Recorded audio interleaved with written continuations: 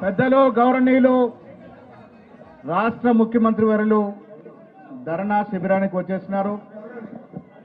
మీ అందరికీ తెలుసు ఏఐసిసి పిలుపు మేరకు ఇవాళ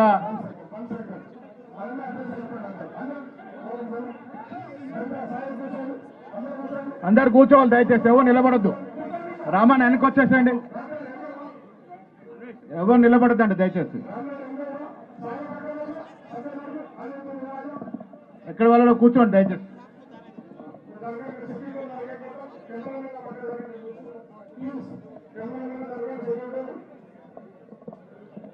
ఏఐసిసి జరిగినటువంటి సమావేశంలో ప్రతిపక్ష నాయకులు భారత్ జోడో యాత్ర ద్వారా ఈ దేశ ప్రజల యొక్క హృదయాల్లో చోటు సంపాదించుకున్నటువంటి మహానాయకుడు